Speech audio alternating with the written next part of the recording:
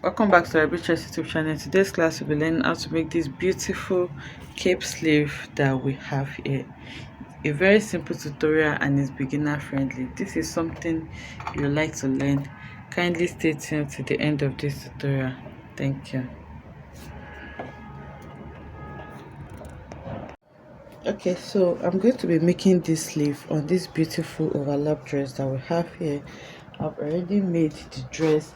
I don't know how to make this dress. The tutorial on how to make it is already up on the channel. You may want to check it out. So the tutorial is going to be focused basically on this cape sleeve.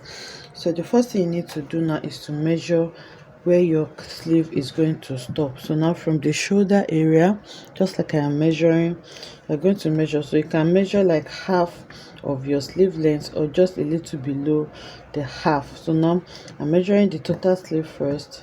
So now I have a total of around 10 inches here. Half of that is 5.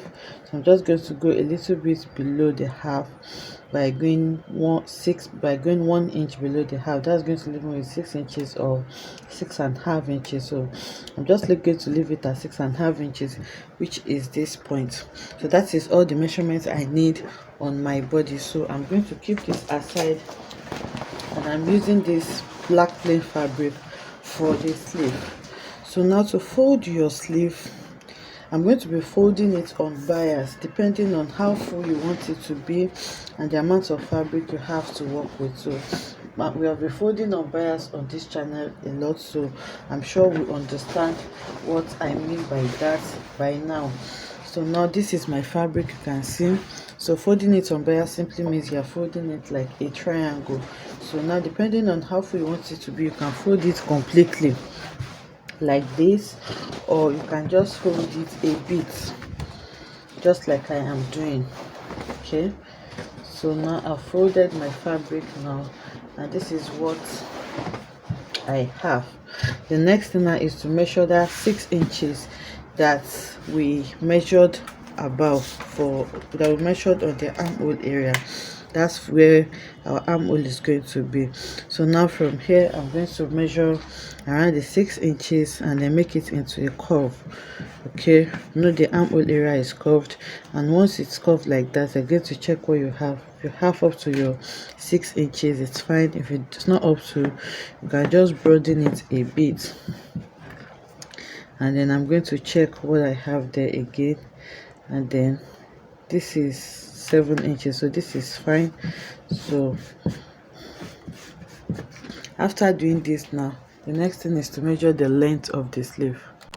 So from the end of the sleeve, now usually this cape sleeve is usually around the same length with the dress you're working with. Okay, so but for the purpose of this tutorial, I'm just going to make it long enough for us to see what we have here. So this is around 30 inches. My dress is around 39 or 40 inches, but I'm just going to leave this sleeve at around 30 inches. So here we have 30 inches here.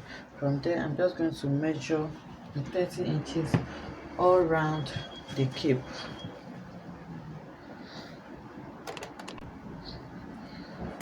So I have 30 here, 30, 30, and then I'm going to connect all of these markings together. So it's a very simple sleeve, very simple and straightforward. So these are my markings. I hope you can see it. This is where my 30 inches stops, and then I have marked it all around. The next thing is for me to bring in my scissors now, and then I'm going to cut this. So I've cut the hem of the sleeve. Now I'm going to cut the side as well. That is the underarm area.